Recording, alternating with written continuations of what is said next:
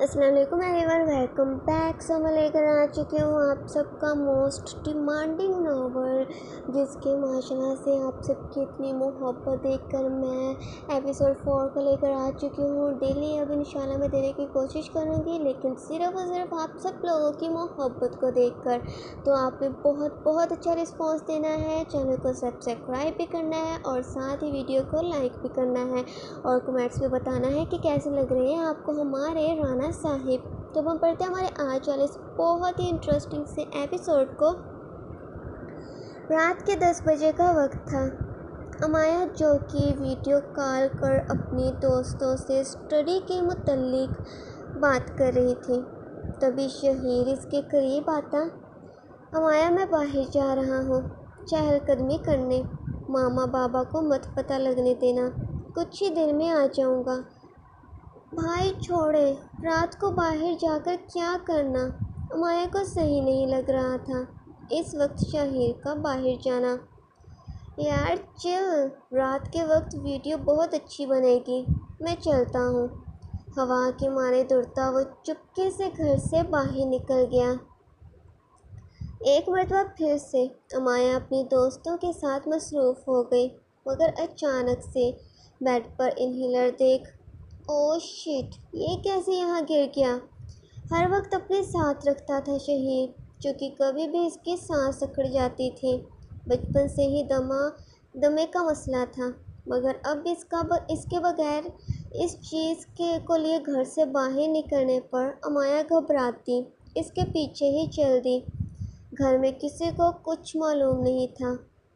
گھر سے کچھ دور وہ موبائل کا فلیش چلائے ویڈیو بنانا شروع ہو گیا، مگر اپنے بالکل پیچھے 2 گاڑیوں کا آ کر رکنا بھی شوٹ ہوئے دیکھ وہ جلدی سے موبائل بند کرتا پلٹا۔ ہیلو، کیا ہوا؟ ویڈیو بنا رہے تھے لیکن ہمارے آنے سے بند کر دیا۔ لا مجھے دے، آج میرے ساتھ تو ویڈیو بنا۔ شہیر کے قریب حارث خود چل کر آئے، اس کے ہاتھ سے موبائل پکڑنے لگا۔ کون ہو تم لوگ اور کیا مسئلہ ہے؟ موبائل میرا، لیکن برا تم سب کو نہ جانے کیوں لگ رہا ہے۔ کیا کبھی موبائل بھی نہیں دیکھا تم لوگوں نے؟ اپنی جیب میں واپس سے موبائل ڈالتا شہیر تلخی سے بولا۔ اسے ان گاؤں والوں کی سمجھ نہیں آ رہی تھی۔ موبائل تو بہت دیکھے، لیکن اس گاؤں میں ہمارے خلاف جائے کسی لونڈے کے ہاتھ میں موبائل پہلی دفعہ دیکھ رہا ہوں۔ گریبان سے پکڑے یوں زمین سے چند انچ اوپر اٹھا گیا وہ شہیر کو۔ اتنا غصہ حارث کے اندر آ گیا شہیر کے اس کے سامنے بولنے پر، جو ہٹے کٹے انسان کو یوں آرام سے اوپر اٹھا گیا۔ چھوڑو مجھے، پاگل ہو گئے ہو کیا؟ میں پولیس کو بلاؤں گا۔ شہیر شور مچانے لگا، مگر حارث غصے سے اسے زمین پر مارتا، ایک گھٹنا اس کے پیٹ پر رکھے چہرے کو پکڑتا۔ اوقات میں رہنا سیکھ لو، ورنہ مجھے ایسے ہی تم جیسے لوگوں کو اوقات میں لانا پڑتا ہے۔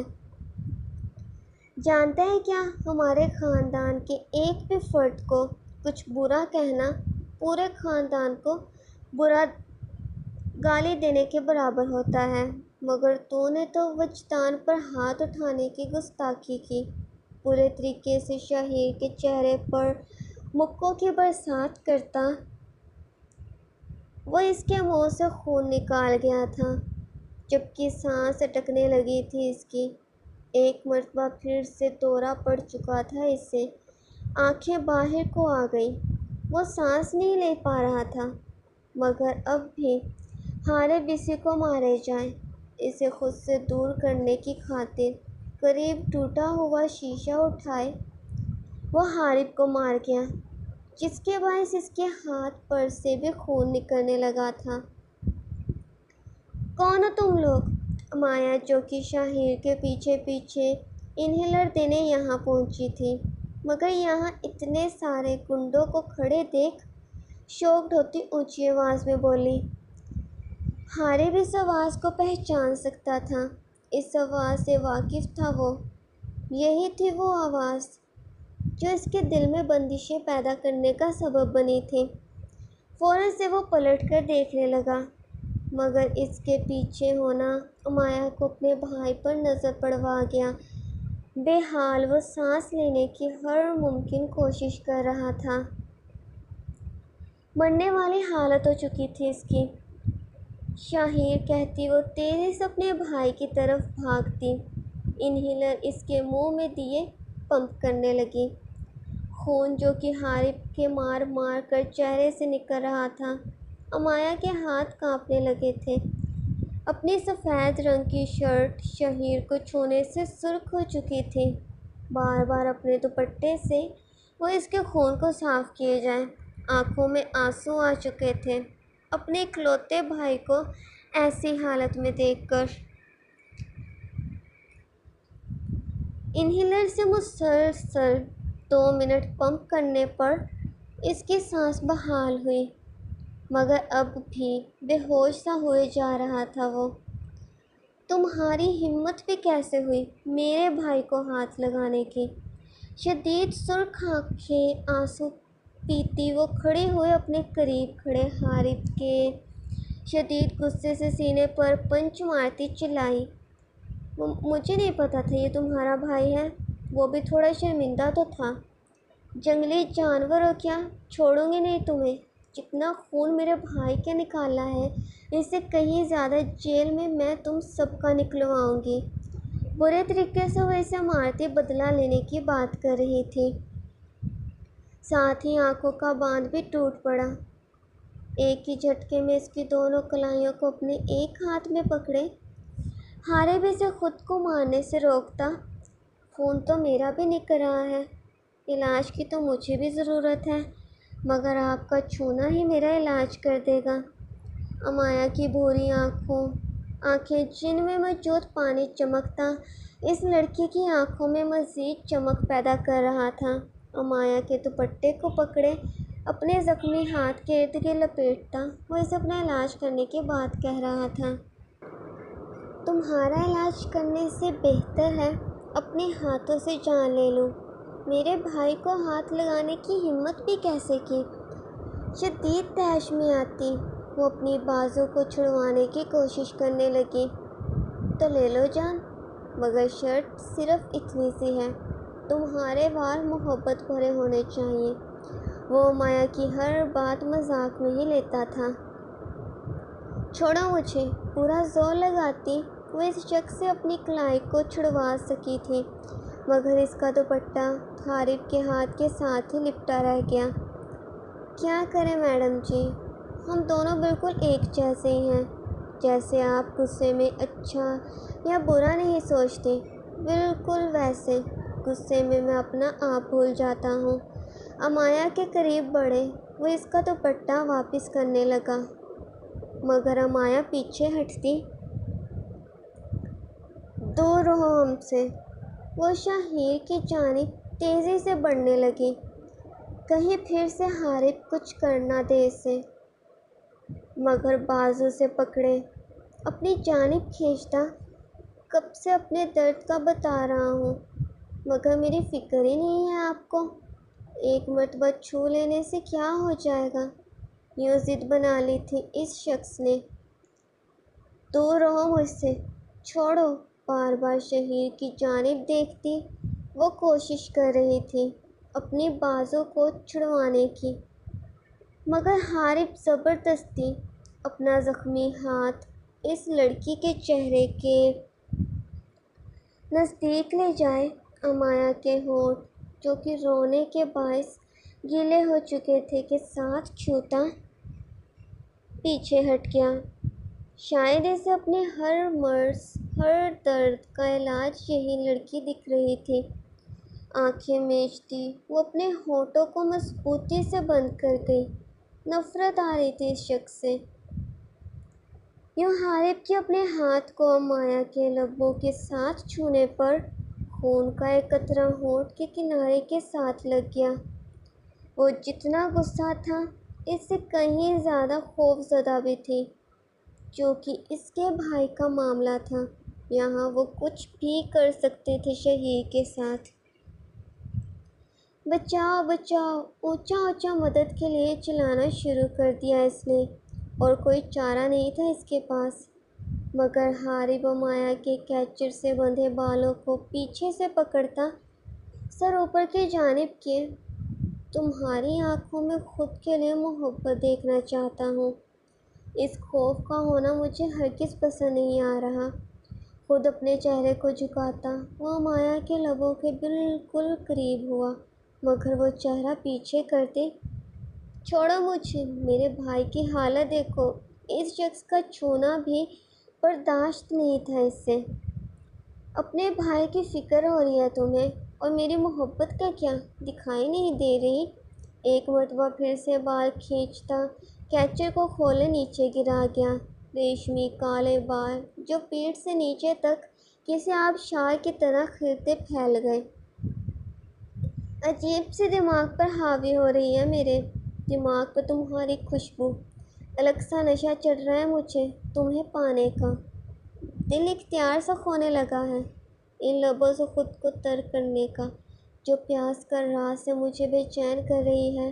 آج ان لبوں کی جام سے بجھانا چاہ رہا ہوں۔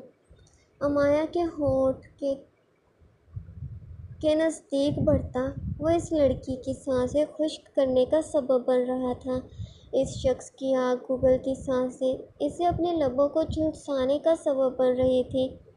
ہونٹ کے نزدیک لگے خون کو اپنی زبان پھیرتا وہ صاف کرنے لگا۔ اس شخص کا پہلی مرتبہ اس حد تک امایا کے قریب آنا امایا کے وجود میں سرد لہر دوڑا گیا۔ وہ ساختہ رہ گئی تھی۔ اپنے لبوں کو یوں اس شخص کا چھونا اس کی جان نکال رہا تھا۔ حارب کے گنڈے خود حیران تھے کہ آخر پہلی مرتبہ وہ کر کیا رہا ہے کسی لڑکی کے ساتھ۔ ہمیشہ سے ہی لڑکیوں کو زیادہ اہمیت نہیں دیتا تھا وہ، سوائے اپنی والدہ کے، مگر اس شہری لڑکی کے ساتھ ایسی حرکت کرتے دیکھ وہ سب چونک گئے تھے۔ اپنے ہونٹ کے قریب حارب کا چاٹنا دیکھ وہ گھبراتی پرجوش انداز سے پیچھے دھکیلتی شاہیر کی طرف بھاگی۔ آج جس کا سامنا ہوا تھا اصلی خوف سے، جو یہ سمجھتی تھی کہ خود کو سنبھال سکتی ہے، کوئی کچھ غلط نہیں کر سکتا اس کے ساتھ، مگر حارب کا آنا کپکپی چھوڑ چکا تھا اس کے اندر۔ وہ اپنی کلائی تک بھی نہیں چھڑوا پائی تھی، مزید کچھ کرنا تو بہت دور کی بات ہے۔ بھائی پلیز اٹھیں، سہارا دیتی وہ شاہیر کو کھڑا کر رہی تھی تاکہ اسے واپس گھر لے جا سکے۔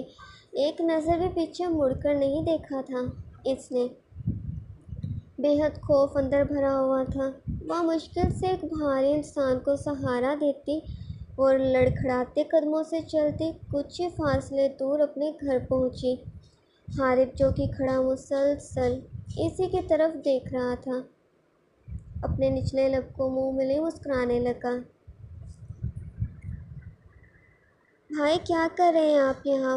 میں آپ کو بدلہ لینے کے لیے بلایا تھا، مگر آپ اس شہری لڑکی کے ساتھ عشق لڑانے میں مصروف تھے۔ جو بھی کرنا تھا بعد میں کر لیتے، مگر پہلے تو کم از کم اس لڑکے کو جان سے مار دیتے۔ وجدان جس کا غصہ ہر وقت سر پر سوار رہتا تھا، آج بھی بغیر سوچے سمجھے کچھ بھی بولے جائے۔ تمیز سے بات کرنا، زبان سے لفظ نکالنے سے پہلے اتنی سی بات اپنے اس خالی دماغ میں بٹھا لیا کر کہ تو کس سے بات کر رہا ہے۔ رانا حارب نہ ہی کسی کی بدتمیزی برداشت کرتا ہے اور نہ ہی بے عزتی۔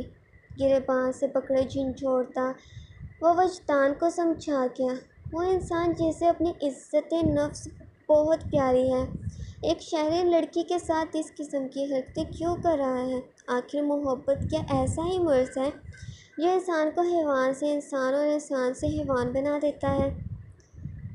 کیا ہوا ہے شاہیر کو؟ چارپائی پر شاہیر کو لٹائے امایا فرسٹ ایڈ باکس لانے چلی گئی، مگر اس شور میں صغیر صاحب کی آنکھ کھل گئی۔ اپنے بیٹے کی شکل کا نقشہ ہی بدلا دیکھ وہ شاکڈ رہ گئے۔ بابا وہ بس باہر گوار لوگوں سے لڑائی ہو گئی، شکر ہے میں وقت پر پہنچ گئی تھی، بس زیادہ چوٹ نہیں آئی، چہرے پر کچھ ہی جگہ پنچ لگنے کے نشان پڑے ہیں۔ آواز رو رو کر بیٹھی ہوئی تھی۔ اس نے جھوٹ بول دیا۔ سچ بتانے سے یقیناً صغیر صاحب نے رات کو ہی واپس شہر جانے کی ضد لگا لینی تھی۔ کون تھے آوارہ گنڈے اور یہ کیا کرنے گیا تھا باہر اس وقت؟ صغیر صاحب کو کوئی سمجھ نہیں آ رہی تھی۔ بابا ہو گئے کوئی، چھوڑیں آپ جا کر آرام کریں، یہ صحیح ہے۔ اپنے گھر آ کر تھوڑا سکون نصیب ہوا تھا۔ شاہیر کو اس کے کمرے میں لے کر لٹائے وہ خود اپنے روم میں چلی گئی۔ تو آج کے لیے اتنا ہی، کرتے رہیے چینل کو سبسکرائب اور ساتھ ہی ویڈیو کو لائک۔